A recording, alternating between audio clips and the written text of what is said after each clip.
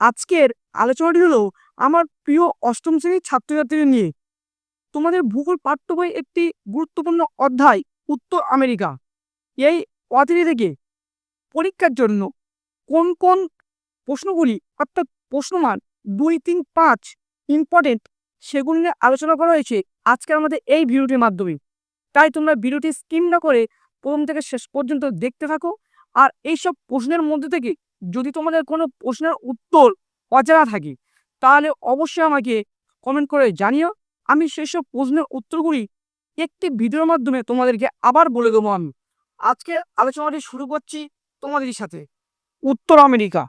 1 নম্বর প্রশ্নটি হলো উত্তর আমেরিকা মহাদেশের অবস্থান ও সীমানা লেখো। প্রশ্নমান 2+2। 2 নম্বর প্রশ্নটি হলো কোয়াড্রিলেরা কি? প্রশ্নমান 2। 3 নম্বর প্রশ্নটি হলো টিকা লেখো মৃত্যু উপত্যকা। প্রশ্নমান 2। 4 নম্বর প্রশ্নটি হলো বৃহৎ সমভূমি বা গ্রেট প্লেন কাকে বলে? প্রশ্নমান 2। 5 নম্বর প্রশ্নটি হলো পঞ্চরথ কাকে বলে? প্রশ্নমান 2। 6 নম্বর প্রশ্নটি হলো টিকা লেখো গ্র্যান্ড ক্যানিয়ন।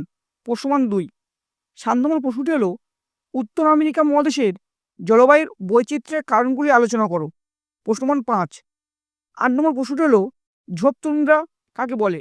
প্রশ্নমান 2। 9 নম্বর প্রশ্নটি হলো ফল কাকে বলে? প্রশ্নমান 2। 10 নম্বর প্রশ্নটি হলো কাকে কেন পৃথিবীর রুটির ঝুড়ি বলা হয়? প্রশ্নমান 3। 11 নম্বর প্রশ্নটি হলো হ্রদ অঞ্চলের শিল্প নদীর কারণগুলি আলোচনা করো। প্রশ্নমান 5। এই প্রশ্নটি তোমাদের জন্য খুব খুব গুরুত্বপূর্ণ। 12 নম্বর প্রশ্নটি হলো হ্রদ অঞ্চলের অর্থনৈতিক সমৃদ্ধির ক্ষেত্রে খনিজ সম্পদের অবদান কি? প্রশ্নমান 3। 13 নম্বর প্রশ্নটি হলো হ্রদ অঞ্চলের কৃষি উন্নতির কারণগুলি আলোচনা করো। প্রশ্নমান 5। এই প্রশ্নটিও তোমাদের জন্য খুবই গুরুত্বপূর্ণ। 14 নম্বর প্রশ্নটি হলো কাকে কেন পৃথিবীর কষেখানা বলা হয়? প্রশ্নমান 3। 15 নম্বর প্রশ্নটি হলো কানাডীয় শিল্ড অঞ্চল বা লরেন্সীয় মালভূমি কাকে বলে? প্রশ্নমান 2। 16 নম্বর প্রশ্নটি হলো ফার শিল্প কি? প্রশ্নমান 2। 17 নম্বর প্রশ্নটি হলো কাষ্ঠ ও কাগজ শিল্পে কানাডার উন্নতির কারণগুলি লেখো। প্রশ্নমান 3। 18 নম্বর প্রশ্নটি হলো কানাডীয় শিল্ড অঞ্চলে অসংখ্য হ্রদ দেখা যায় কেন?